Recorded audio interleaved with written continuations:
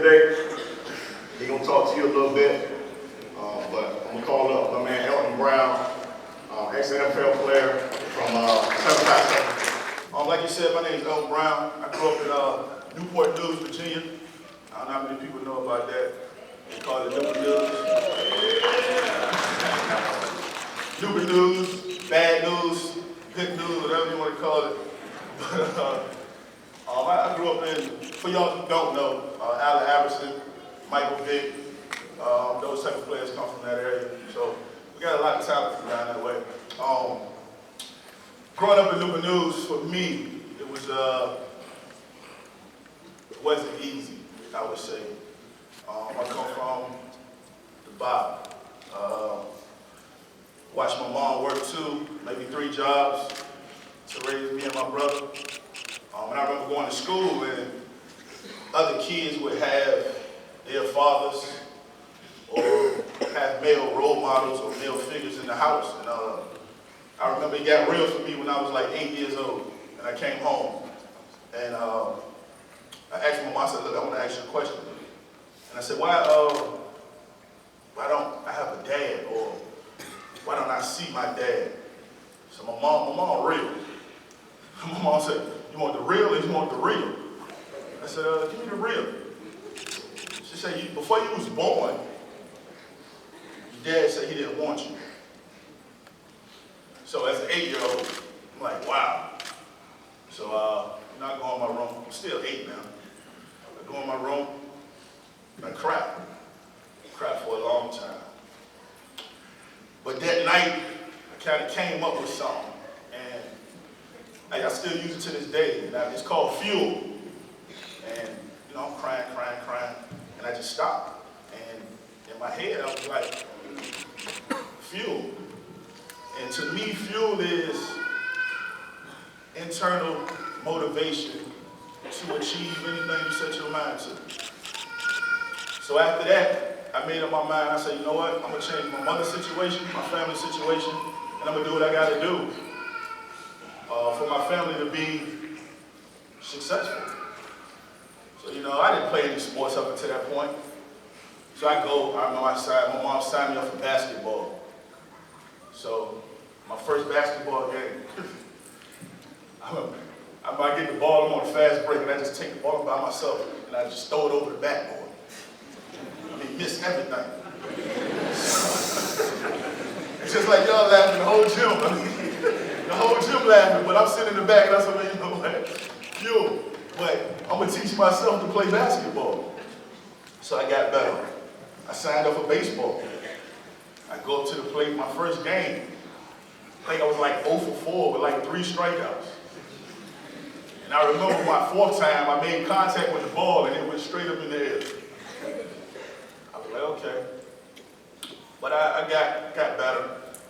Started to learn both games. I never played football. This is the crazy part. I never played football. So I was in the 9th grade, going into high school, going into 9th grade. And my cousin called me. My cousin was a senior. He said, look, this football team out here, they trying out. You should come try out. You big enough. I'm like, man, no, I'll play basketball and baseball. I don't play football. She's like, look, man, you big enough. I said, look, I play basketball and baseball. That's what I do. So he kept calling me, so I want to try it out. Of course, I was big, so they're like, look, you're on the team. You go to camp. Can't teach you size, buddy. So we go to camp. Everything good. We put pads on. Now, this is my first time. Put pads on. Hit. Boom, boom, boom. First practice over. I walk straight home. I get home. Now, I told you my mom worked 2 or 3 jobs, so she's never home. So I walk home, I'm sitting on the couch. She walked in the door. I said, what is this? Oh, my God. So she said, what you doing home from practice? Because we had 2 practices. I told you after the first one, I left. I left. So she's like, what you doing home from practice? So, as a kid, you got to think real hard. I said, you know what? They cutting me. She said, well, I talked to the coaches. They said they're not cutting people. If you come out there, you make the team. I said, well, You want the real or you want the real? She say, well, you give me the real. I say, well, the real is they hitting too hard. So now, if you don't know my mom like 6'1". I told her to this day I'm scared of two things, God and my mom, I'm telling you. So my mom's 6'1", I'm sitting in the chair, so my mom walk up on me. Straight like this. She said, you hit them or I'm gonna hit you. Needless to say, I walked back to the school. So from that point, I get back in. I always thought in my head, like, remember fuel? Remember your mama saying she's gonna knock you out? So I started to get good at this thing. Started getting college scholarship offers from everywhere. Schools coming in, watch me play basketball, watch me play baseball, watch me play football. So it's about my junior year. I'm feeling myself now. I come from the bottom. Everybody think I'm the man. You know, the girls like Big Daddy.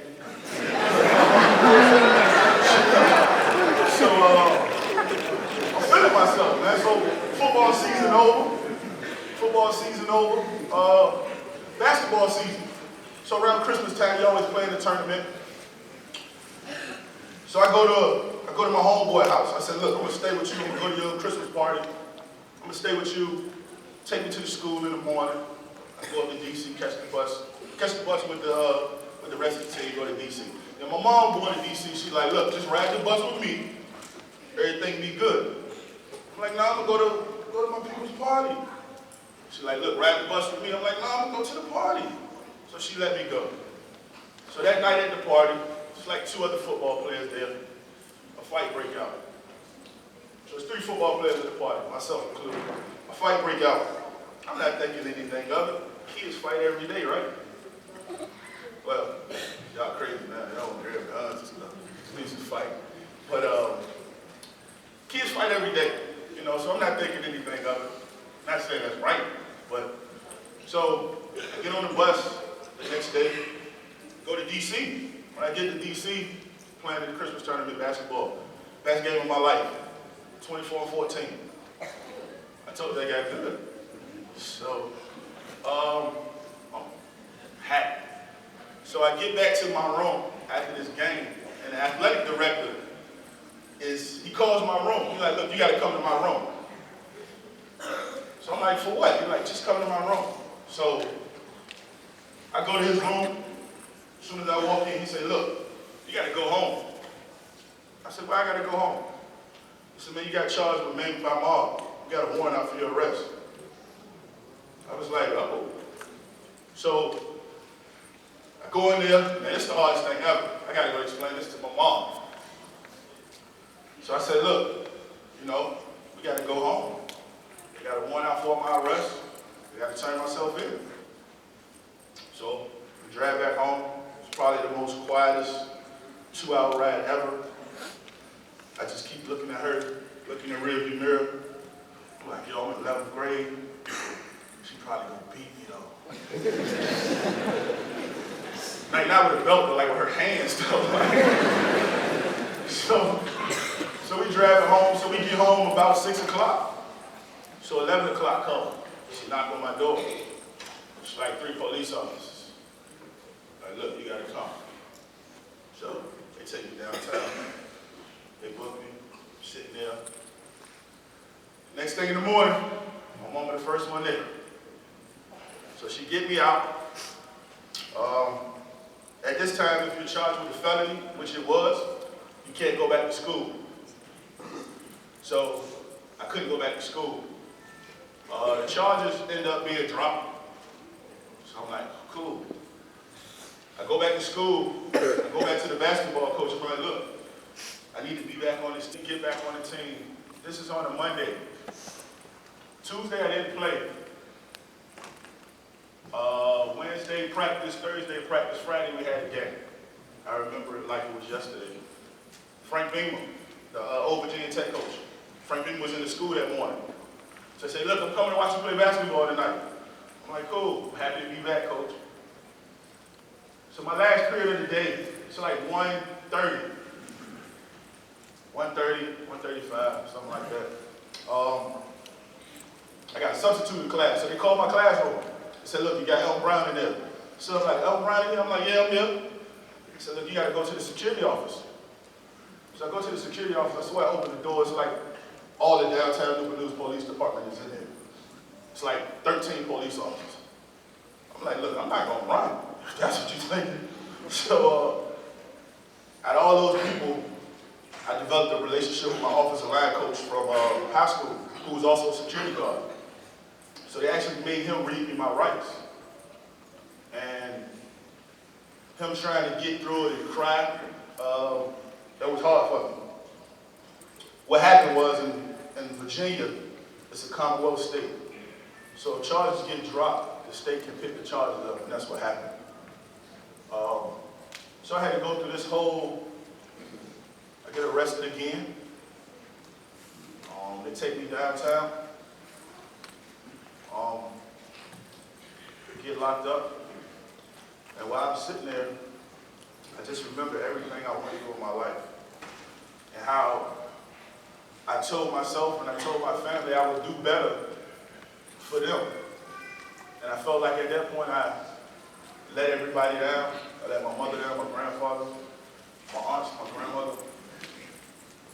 And I just remember sitting there saying, if I get another opportunity, I would do everything I can to ensure nobody after me have to go through what I went through. Nobody. It worked out for me. It worked out for me. Had to do community service, had to pay restitution, had to go to Scared Straight, house arrest, outreach. But I went through all those things, and all those things made me stronger. Going back to school for my senior year, they told me, they said, look, you can't play football your senior year in high school. Well, they say you can't go to school for the first 9 weeks, meaning I couldn't play. Football season was 10 weeks. You played one game before school started, so basically I would miss the football season. I got to school, transferred to schools, went to Hampton High School. Hampton High School made the playoffs. So I was able to play in 2 games my senior year. Still made the all-star team. And I remember a lot of colleges that wanted me took their scholarships, but I got more letters saying, we don't want you anymore than I was getting that said we do want you. So I remember there was a guy named Al Groh. Al Groh had just came from the New York Jets. And he had just took the job at UVA.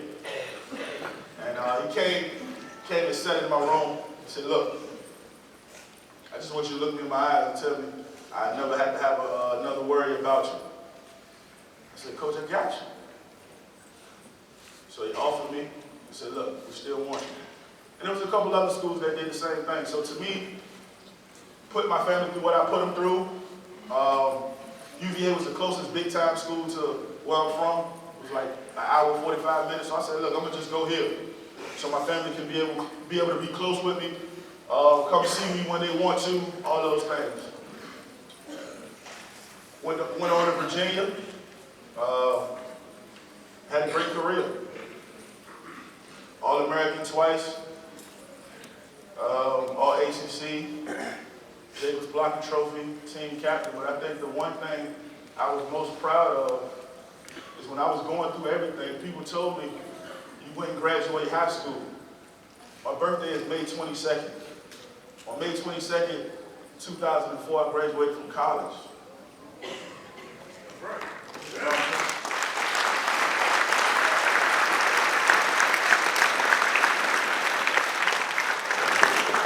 So to me, that was the biggest accomplishment.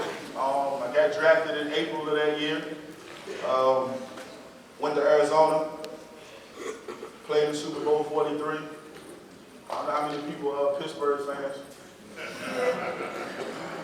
His foot was not down.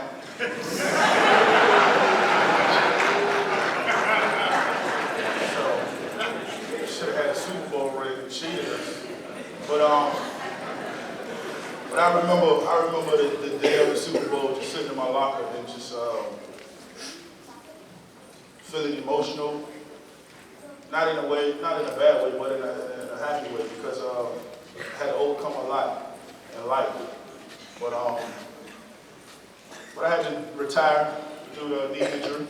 When I came back home, in my head, the first thing I said I wanted to do was go back to school, and I wanted to work with kids. There's two things I love. I love the youth, and I love this game. So however I can give back to that. So when I came home, went back to school, got my master's,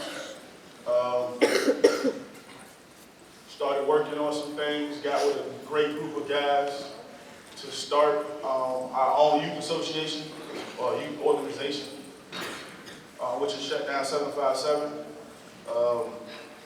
While doing that, I re-enrolled in school. So now this year, I have 2 masters now. Not bad from a kid from Newport News who they told me I wouldn't do anything.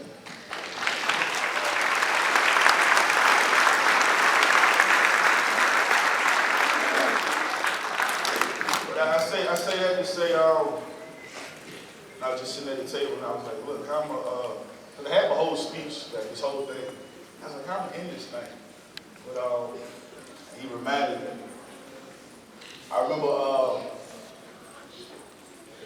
y'all might be too young, but Thompson from Georgetown, the dad, the coach.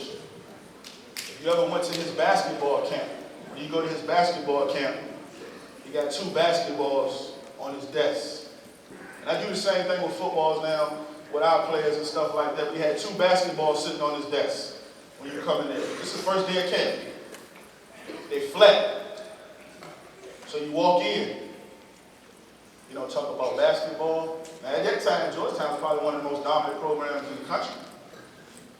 And this man was one of the most winningest coaches in the country. And you walk in there, there's 2 flat basketballs there. You don't talk about basketball at all. So he asks you about that basketball right there. So we do the same thing with the football. I throw you a flat football, and I ask you, when the air's going out of your ball, what's your next move? You can't play this game forever, understand that.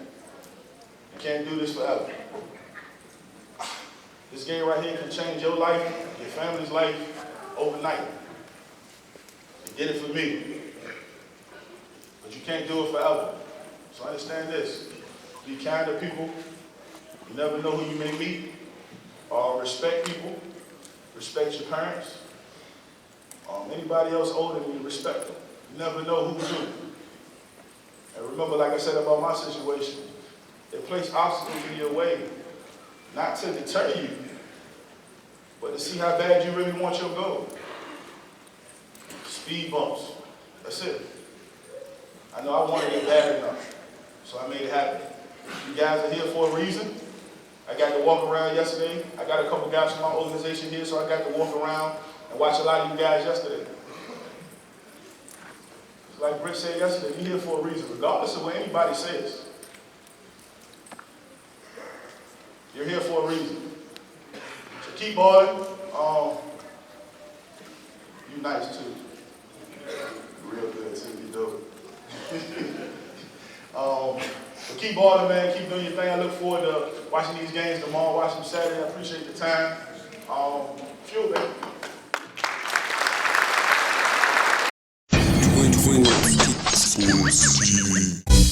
TwinSportsTV. Get your game